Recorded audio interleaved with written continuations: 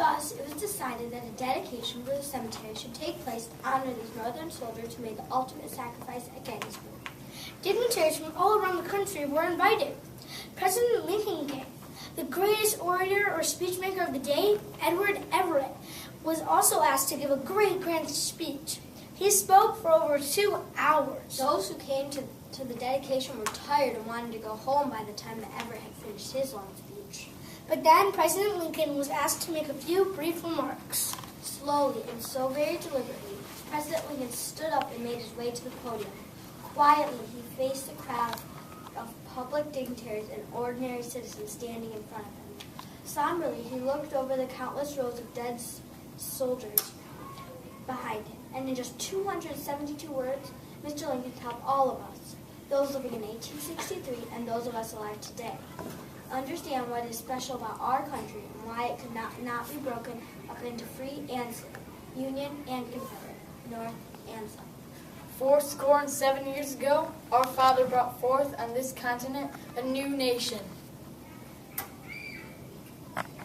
conceived in liberty and dedicated in the proposition that all men were created equal. Lincoln used words from the Declaration of Independence to remind us why the United States was founded in the first place. Now we are engaged in a great civil war, testing whether that nation or any nation so conceived, so dedicated, can long endure. We are met on a great battlefield of that war. We have come to dedicate a portion of that field as a final resting place for those who here gave their lives that the nation might live. It is altogether fitting and proper that we should do this. But in a larger sense, we cannot dedicate, we cannot consecrate, we cannot hallow this ground.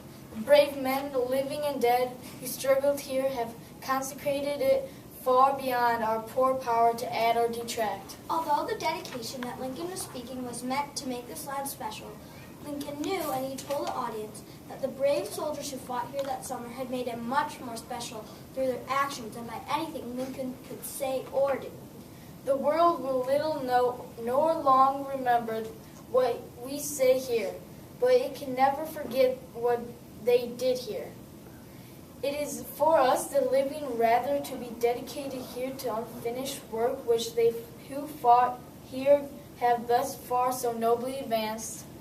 It is rather for us to be here dedicated to the great task remaining before us, that from these honored dead we take increased devotion to that cause for which they gave the last full measure of devotion. Although the soldiers who died here saved the Union, much fighting and much hard work still needs to be done before the nation is made whole again. Lincoln realized that the United States was a grand and never-tried-before experiment for all the world to see. Can a government created by its citizens and run by its citizens truly work? The world was watching and waiting to find out. That we here highly resolve that these dead shall not have died in vain, that this nation under God shall have a new birth of freedom, and that government of the people, by the people, for the people, should not perish from the earth.